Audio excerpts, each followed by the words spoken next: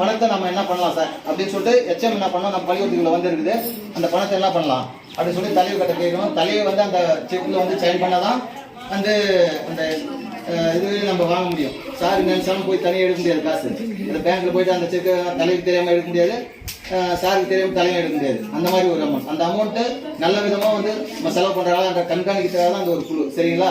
அதை புரிஞ்சுக்கணும். இப்போ நம்ம சேர் இல்லை, பசங்க உட்காந்து வசதி இல்லை, ஒரு பீரோ இல்லை, அதை நம்ம தான் பார்த்துக்கணும். அந்த மாதிரி நம்ம பிள்ளைங்களை அனுப்பினாலும் பாத்ரூம் சரியாக இருக்குதா, சுத்தமாக இருக்குதா, தூய்மை இருக்குதான்றதை நீங்கள் செக் பண்ணணும், பார்க்கணும். சரிங்களா? கேள்வி கேட்கணும். கேள்வி கேட்டதான் பதில் வரும். அந்த மாதிரி வந்தோமோ ஏன்னா தரமோ எதுக்கோ வந்தால் வர சொல்லாமல் கூட்டமாக வந்தோம், பேரண்ட்ஸ் மீட்டிங் டீயை கூட்டம் போனோம், அப்படி இருக்கக்கூடாது. கேள்வி கேட்கணும். அந்த அமௌண்ட்டு பள்ளிக்கூடத்துக்கு வரது முறையானபடி செலவு பண்ணுறாங்க பார்த்துக்கணும்.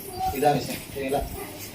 அதே மாதிரி நம்ம பள்ளிக்கூடத்துக்கு இன்னொன்று விஷயம் சொல்லிக்கிறோம், இன்னொன்று கடைசி சொல்லிக்கிறோம். நம்ம பள்ளிக்கூடத்துக்கு கும்பலாமதி பள்ளிக்கூடத்துக்கு எத்தனை வாரம் நீங்கள் பார்த்துருக்கலாம்.